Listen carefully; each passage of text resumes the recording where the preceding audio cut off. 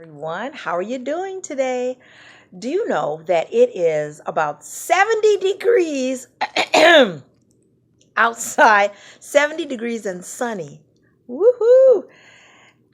In Detroit, Michigan. And it is the middle of November. This is what I love about Michigan. Wreaks havoc on the immune system, but anyway, I thought that I would film this quick video for you in between running around today. I'm on my way to a psychology faculty meeting. I just got finished hosting a violin divas sectional with my fellow violist and our esteemed leader of the group.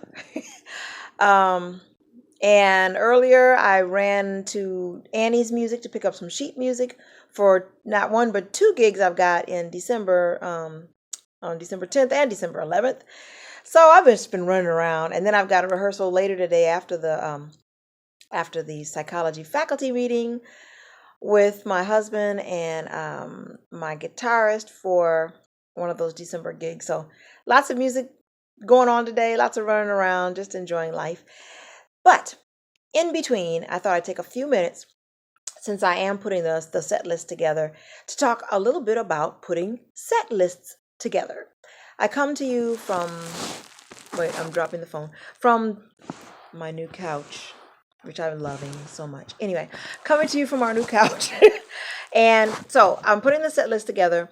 I've put set lists together for years and years and years, for weddings and funerals, for live performances with my band, for jazz performances, for all kinds of different events and things. And there are always several different kinds of things that you think about.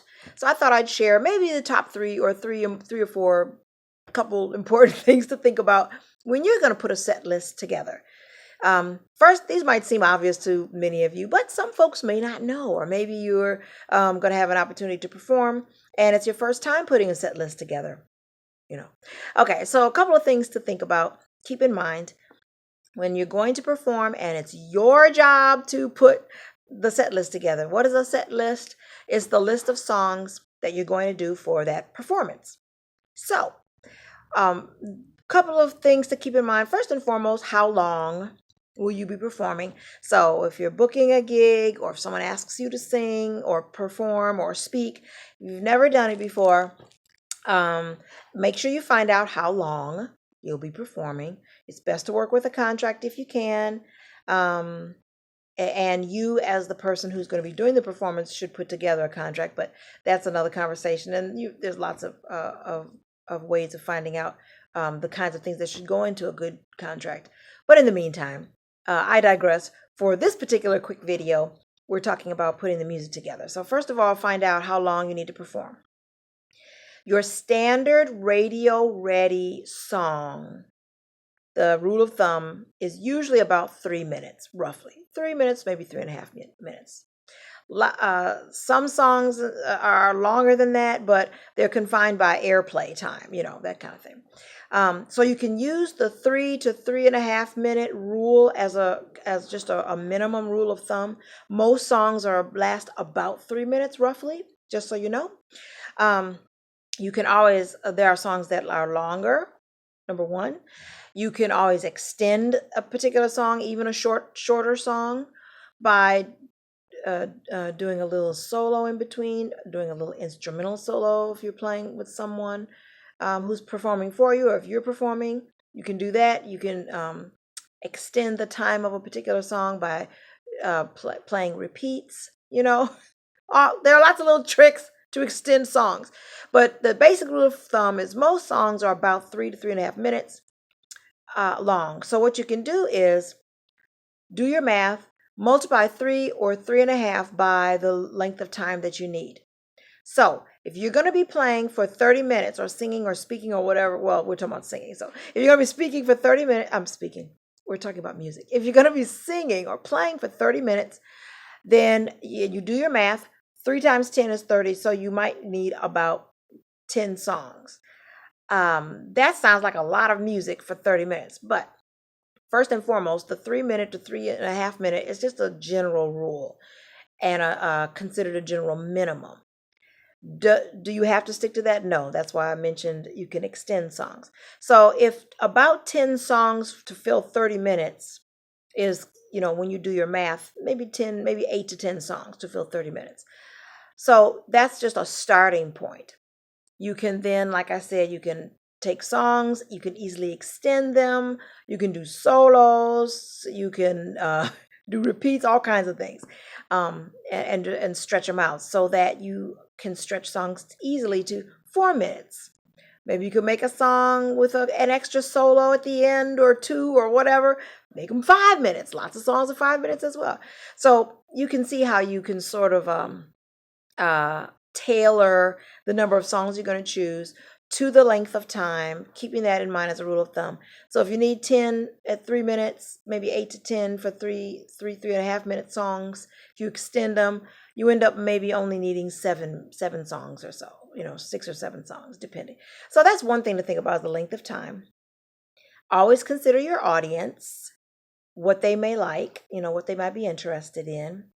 Lots of songs are considered classic. Lots of songs are considered universal. You don't want to stereotype folks. So if you're doing music for the 80-year-olds and 90-year-old crowd, that doesn't mean they don't like some Michael Jackson. Let's not stereotype or be ageist. But if you throw in some Michael Jackson or whatever, that doesn't, but also consider the generation without being stereotypical, and maybe do some Frank Sinatra, or do something from, an earlier era that they can definitely relate to as well. So think about your audience, think about who you're playing for, who's booking you, what, in terms of the makeup of the audience, and that includes the age, perhaps, you may not know all the details of everyone who's there, of course, but generally speaking, the age of the people there, therefore, and the kinds of music they might like. And then thirdly, in addition, think about the nature of the event. I put music together for the same guitarist, Roydell Chavez, and we did a book signing event. We were booked to do voice, flute. Played voice and flute. I played voice, sang, played some flute. He accompanied me, and we did background music for kind of a light cocktail hour kind of book signing. So we had a light pop and what do we do? Light pop and R&B. We did some ballads. We did a few things that were kind of upbeat. But we did music that I put together that was suitable for background music for an event like that.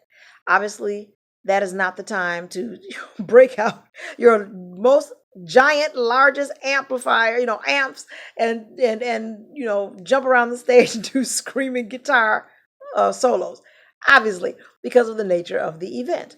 So keep in mind who's going to be there, the nature of the event, and what kinds of music would possibly fit. Keep in mind age range and all of that stuff when we talk about who's going to be there, but don't be too ageist, but also be eclectic, So how long you'll be playing or performing, who you'll be performing for, and the kinds of, as well as the nature of the event, and the kinds of music that would fit. So those are just 3 kind of general rules of thumb to think about if you've never put a set list together. I hope that's helpful for folks. One other thing to keep in mind is to be eclectic. I always like to be eclectic. So mix in maybe some more upbeat songs with a little bit slower songs with a little bit moderate tempo, so that there can be a variety also, which is something to consider as well. So hopefully these tips will help. If you, like I say, if you've never put a set list together, you're booking your first performance, or maybe it's the first time that it's on you to put the music together. Some things to think about. Anyway, God bless. Take care. I'm going to go out here and continue with my day. I know that you're going to have a wonderful day as well. Before I let you go, thank you to my new subscribers. Mwah. God bless you. I'm so glad you came to join me, and I will be posting more valuable, hopefully, content for you coming up. I am putting the finishing touches finally on my second CD that will be coming out in the first half of 2017. So keep posted for that. Keep posted. Stay tuned, and I'll post regarding that. Anyway, God bless. Take care. And I'll talk to y'all later. Bye.